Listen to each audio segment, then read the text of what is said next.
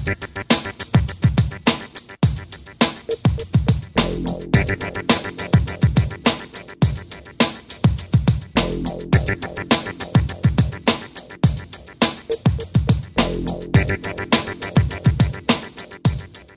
expressão de hoje recebe o historiador Eduardo França Paiva, que junto com outros acadêmicos lançou o livro Escravidão, Mestiçagens, Populações e Identidades Culturais. Professor, muito obrigado por receber a expressão. Eu que agradeço a oportunidade. Então, professor, ao nos depararmos com uma obra igual ao seu livro, vemos que aprendemos história de uma maneira muito superficial e também maniqueísta. É verdade que a gente aprende história de uma forma maniqueísta? Bem, é possível se aprender história e ensinar história de uma forma maniqueísta, claro. Não quer dizer que todo professor e que toda forma de ensinar história, e todo professor de história, lance mão exatamente desse subterfúgio. Mas é possível. O que eu poderia dizer é que, além de ser possível, eu sou muito otimista e vejo isso de uma forma bastante otimista, que nas últimas décadas isso tem melhorado bastante, não apenas dentro das escolas e por parte dos professores, mas também por parte dos alunos, que cada vez mais são melhor preparados, mais bem preparados, né? Chegam mais bem preparados à escola, cada vez mais com acesso facilitado a todo o mundo virtual e real, e isso faz com que essa divisão maniqueísta do mundo, essa oposição simplória entre o bem, o mal, o certo e o errado, sofram, né? Enfim, descrédito. E então isso ajuda bastante também o fato de não se ensinar história baseado nesses polos e de forma tão simplificada. No livro, vocês fazem uma análise profunda e a gente aprende uma história na escola de base. E quais as divergências que vocês encontraram em relação a essas histórias? O que vocês puderam apurar que diverge do que é ensinado? Bem, na verdade, a história que se ensina, ou qualquer outra disciplina, isso não se restringe à história, que se ensina numa escola de ensino fundamental, de ensino médio, geralmente é uma história que tem o seu maior vínculo aos manuais didáticos. Então tem muito pouca pesquisa.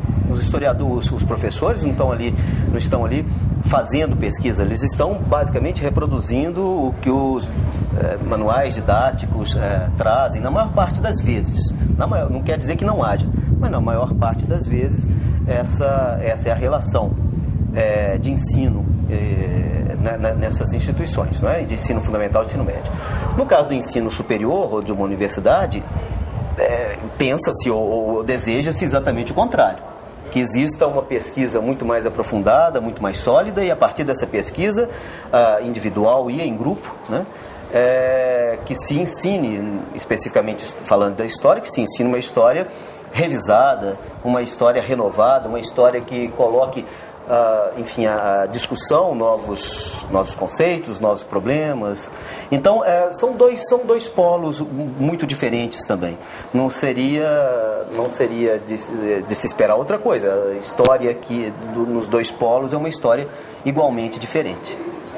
Igual, no livro, a gente vê textos de vários professores, pesquisas. Como é recortar esses trabalhos e colocar dentro de um livro, confeccionar um livro? Como é feita essa confecção? No caso específico desse livro, que já é o segundo de uma série que nós queremos que seja longa, isso não é nada difícil, porque, no final das contas, se trata de um grupo que, antes dos livros, se estruturou em torno de um eixo que é a história da escravidão e das mestiçagens. Então, esse grupo se encontra de 2 em 2 anos. Os temas são escolhidos com antecedência. A cada final de encontro nós escolhemos... simpósio, né? Fazemos simpósios, né, bienais, e a cada final de simpósio, portanto, nós escolhemos o tema do próximo, daí 2 anos. E o resultado, que são os livros, o terceiro está vindo aí, na verdade, são os textos na totalidade ou uma parte, os melhores textos apresentados no simpósio. Esses textos já foram pensados, escritos e discutidos em torno do eixo central do grupo, história da escravidão e das mestiçagens. Esse é sempre o eixo central. E sempre dialogando com subtemas que são os escolhidos para cada simpósio. Os livros se fazem a partir disso. Então, nesse caso, além de ser muito fácil, é muito prazeroso, porque no final das contas isso nos permite rediscutir, recolocar as questões, conhecer um pouco mais o trabalho dos membros. Muitas vezes são amigos, são colegas, mas quase nunca tem tempo de se reunir para discutir essas questões específicas. Portanto, o livro é fácil e muito prazeroso, assim como são os simpósios também. E vocês tratam também a história através de um viés cultural, né? Que não é apenas aquele viés batido aqui, econômico e político. Qual que é o método para o viés cultural, para você produzir informação da história através do viés cultural?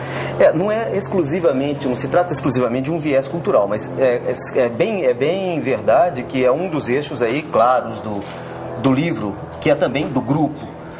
E mesmo as questões políticas, demográficas, econômicas, elas são tratadas nesse campo do diálogo com uma história cultural, com uma história social da cultura. E isso tem nos possibilitado avançar bastante em todas essas discussões, recolocar conceitos, revisar essas certezas, né, que são muitas que existem por aí, sobretudo em temas polêmicos, né, como esse, por exemplo, da escravidão. É claro que existe eu costumo chamar isso de imaginário do tronco, que é todo esse imaginário pronto, que está pronto na nossa memória e que nós evocamos a cada momento que se faz necessário. Então, tudo isso está sendo muito revisto a partir de novas indagações, de novos problemas, de novas leituras das próprias fontes que nós temos. E quanto mais nós fazemos isso, mais temas, mais possibilidades de discussão, mais possibilidades de releitura, de revisão são apresentadas aos membros do grupo. E fala de revisão, o seu texto acerca do negro, do escravo islamizado, da época do Islã. Isso. Como que chegar nessa conclusão e ver as influências que esses negros islâmicos tiveram na nossa sociedade hoje? Esse é outro grande desafio. Com raras e honrosas exceções, não apenas no Brasil, mas de uma forma geral em toda a América, a historiografia que se desenvolveu, enfim, ao longo dos anos, sempre acabou comprando uma ideia muito antiga, lá do início da conquista ibérica, que esse continente, o Novo Mundo, chamado Novo Mundo, as Américas, que não entraria nesse novo continente a religião muçulmana, né, os islâmicos. E isso foi sendo repetido ao longo do tempo. Essa pesquisa, ela acabou trabalhando um pouco num sentido enviesado, né? Nós não temos as mesquitas, né? Nós nunca tivemos os minaretes, nós sempre tivemos as torres das catedrais. Ou seja, em outras palavras, nós sempre tivemos uma religião católica, né, que foi muito mais, não foi exclusiva, mas foi muito mais importante, muito mais forte do que o Islã nas Américas. Dominante dos colonizadores, no caso. Claro, mas não foi exclusiva. O fato é, se nós não temos as mesquitas, isso significa que nós não tivemos, né, a presença de muçulmanos e de islamizados, e até uma diferença entre as duas coisas, né? Muçulmanos são os fiéis, são os seguidores fiéis da religião muçulmana. Os islamizados não quer dizer necessariamente que sejam muçulmanos, mas podem ter traços, podem ter, portanto, algumas práticas, algumas crenças do Islã, resquícios culturais, e né? Podem ter outras também ao mesmo tempo, que se poderia chamar de sincretismo ou de mestiçagem cultural, se você preferir. Então, os islamizados, o foco dessa pesquisa foram eles. Pensando neles, não foi muito difícil encontrar uma quantidade enorme de escravos africanos que saem das suas regiões já islamizados, eles, e que chegam na América desde a Nova Espanha, que é o México, até o sul da América do Sul. Esses escravos estiveram presentes desde o século XVI.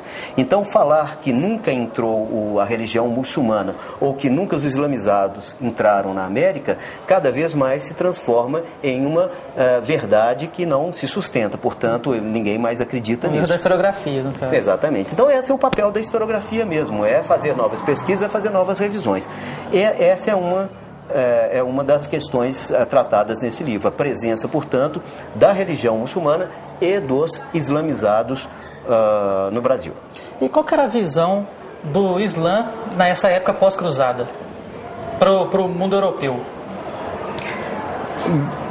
Se eu entendi bem o que você está perguntando, quer dizer, o que ocorre... Como era tratado o Islã nessa época? Na Europa? Na Europa. Na Europa, na extensão da Europa na América. A ideia é que o Islã ali não passava. Nós estamos falando exatamente de uma época que finaliza o que foi conhecido como Reconquista.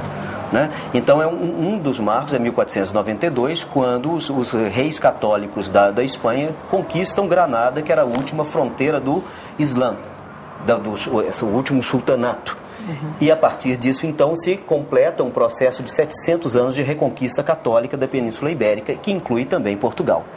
A partir, exatamente 1492, a data na qual Colombo chega a Santo Domingo, chega à Espanhola, a Ilha Espanhola, e a conquista ibérica, no caso mais especificamente espanhola, claro, se consolida. Um pouco mais tarde, os portugueses chegariam nas costas do que hoje nós chamamos de Brasil. Muito bem. Esse processo final de reconquista e a chegada dos católicos, né, na América é como se fosse um reconhecimento, né, do Deus verdadeiro, porque se não fosse ele o Deus verdadeiro, quem teria chegado aqui seriam os islâmicos e não os católicos. Então tem todo um jogo ideológico, político e religioso que acaba sustentando, né, a ideia de que é um prêmio para os católicos, depois das cruzadas contra os infiéis, a conquista de um novo mundo, né, no qual não entrariam os islâmicos. Só que esse texto exatamente demonstra que desde o início esses islâmicos ou islamizados estão presentes nesse novo mundo, não obstante as mesquitas não existirem. Então uma coisa é o discurso, uma coisa é a versão oficial que ficou de tudo isso, outra coisa é o conjunto de fontes que existem, o que elas nos dizem. Certo. Professor, vamos fazer uma pausa, tá certo? Todo. O Expressão vai para um breve intervalo e volta já.